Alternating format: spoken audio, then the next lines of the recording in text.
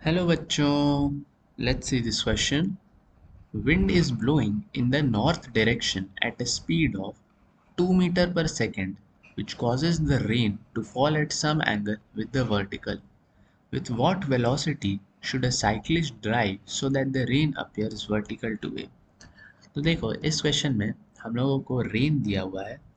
Rain पहले गिर रहा था एक वेलोसिटी से वर्टिकली डाउनवर्ड. लेट्स सपोज इसके वेलोसिटी को हम लोग बोल देते हैं u. अब अचानक से विंड ब्लो करने लगा नॉर्थ डायरेक्शन में. लेट्स सपोज हम लोग नॉर्थ डायरेक्शन इस डायरेक्शन में लेते हैं. इस डायरेक्शन को हम लोगों ने लिया है नॉर्थ.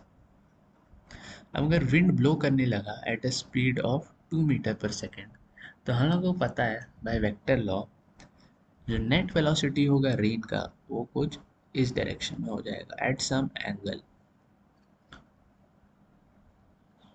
तो अगर हम लोग इस डायरेक्शन को ले वाई डायरेक्शन, इस डायरेक्शन को ले एक्स डायरेक्शन, तो हम लोग नेट वेलोसिटी ऑफ रेन लिख सकते हैं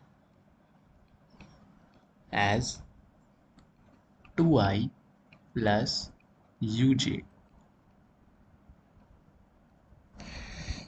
अब अगर वेलोसिटी ऑफ मैन को कुछ साइक्लिस्ट ड्राइव को कुछ ऐसा करना है ताकि रेन उसे वर्टिकल आते हुए दिखे, तो लेट सपोज हम लोग कैलकुलेट करते हैं velocity of rain with respect to cyclist. तो इसका फॉर्मूला होता है, हमें पता है, velocity of rain minus velocity of cyclist.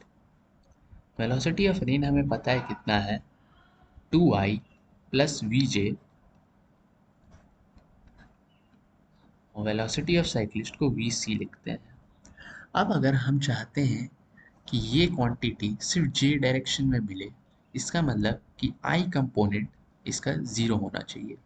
तो i कंपोनेंट तभी होगा जब vc जो कि वेलोसिटी ऑफ साइक्लिस्ट है वो -2i के बराबर हो. इसका मतलब है अगर हम लोग यहाँ पे लिखें कि vc इक्वल टू 2i, अगर हम लोग यहाँ पे पुट करें तो v of rain with respect to c,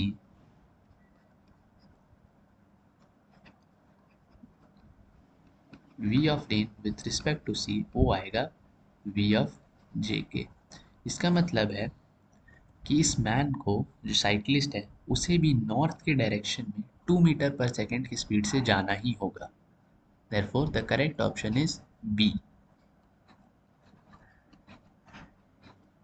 Hope you understood it. Thank you.